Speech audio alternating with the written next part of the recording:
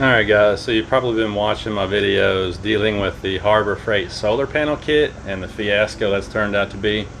Turns out that the solar panel kit from Harbor Freight does work to charge up a full-blown, where's it at, battery, a big deep cycle battery, but it takes a couple of days of full sun to charge it up. So it doesn't really work for me camping because I want to be able to use my stuff during the night. Top it off, top the battery off during the day and then use all my accessories at night. Wasn't really working. So today I did what I should have done in the first place, and that's I went to Harbor Freight and bought a generator. But this thing is just awesome. I wanted to show you this. So I'm already running my TV here. I want you to see how quiet this thing is.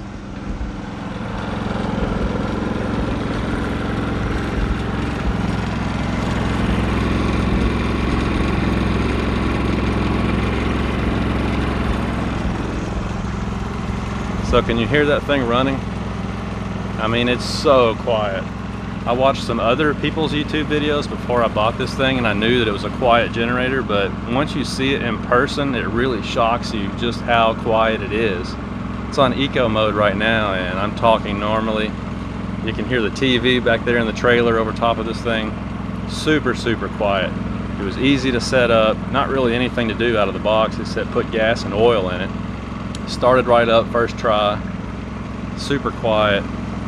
And I tell you what, man, if this generator lasts a long time, if I get some usage out of it, like a few years worth, that'll be one of the best things I've ever bought. Love it. And this thing is a 3500 watt max unit, so I'll be able to run air conditioning units or whatever I want to back here in my little camper trailer in the future. So awesome. We're gonna go camping tomorrow and try this thing out and see how it works, but I can already tell you this is what I should have done to start with.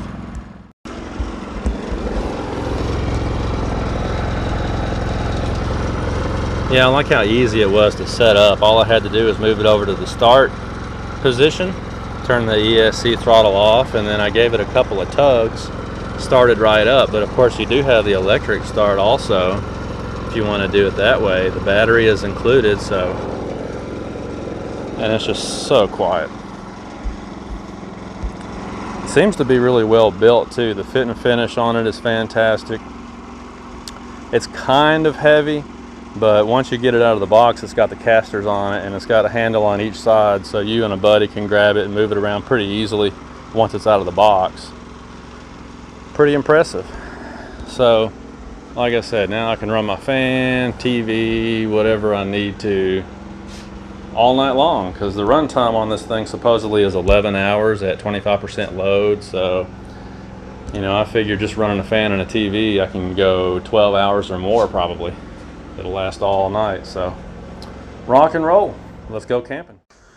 And here's something else that you have to get if you're going to buy one of these generators, is some stable storage fuel stabilizer.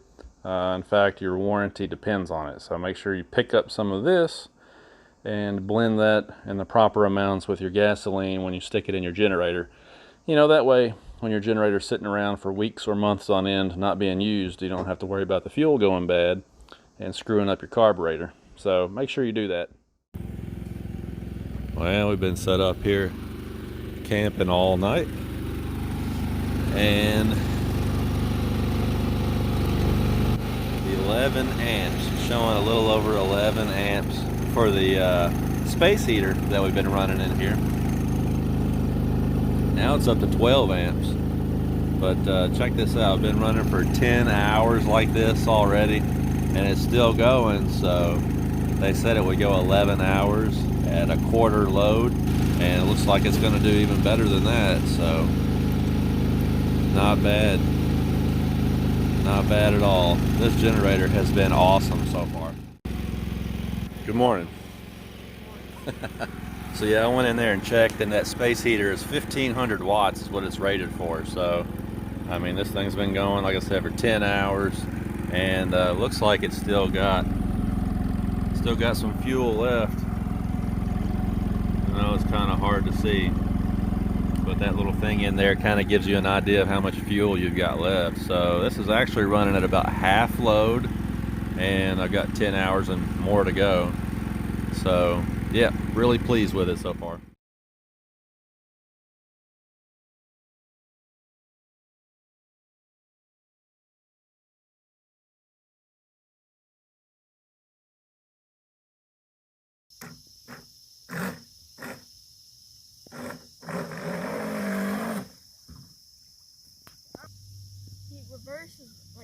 good to have, because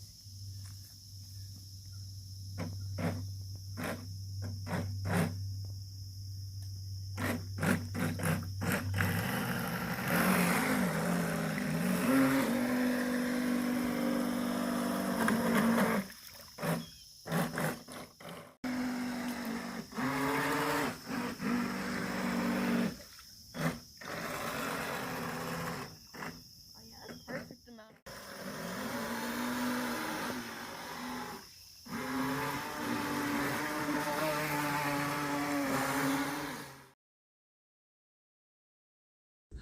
Hey, what's up guys? So like I said, we work on a little bit of everything around here. So this past weekend, it was a Camaro Super Sport. What's the puppy doing, huh? What are you guys doing? Are you gonna help us put this stuff on or not? Well, I tell you what guys, this was a project right here. Taking all the exhaust manifolds and exhaust off of an LS1. Got some Texas Speed and Performance headers and a Y pipe over there. But man, what a job. I mean, I guess I've seen worse, but there was very little in the way of space to work up in there. But the thing about these stock LS1 parts, look how that's, see how it's flattened out like a pancake? So that's got to be restrictive. And these new parts over here, like this Y pipe, for example, much larger in diameter, should flow a whole lot better. So it's gonna be good once we get it on there, but a few more hours of labor to go, huh? All right, there it is. Lots of work, but finally got it done. The headers were actually not too terribly bad, but getting this Texas Speed stuff to fit was terribly bad. They had ended up heating it up and beating it with a hammer just to get it to clear over here. But everything else seems to be going together pretty well so far. So that should open this thing up and let it breathe some more. Heck, we work on a little bit of everything around here.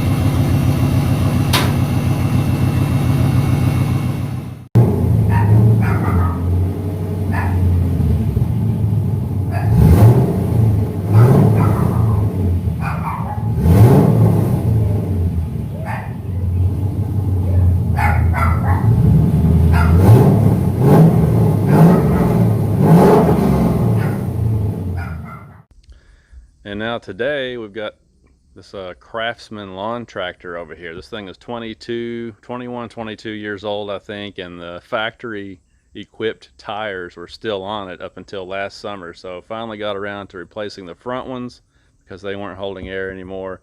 And this year had to do the rear ones because they weren't holding air. They finally got too dry rotted and cracked to hold air anymore. So that's a little bit of everything around here.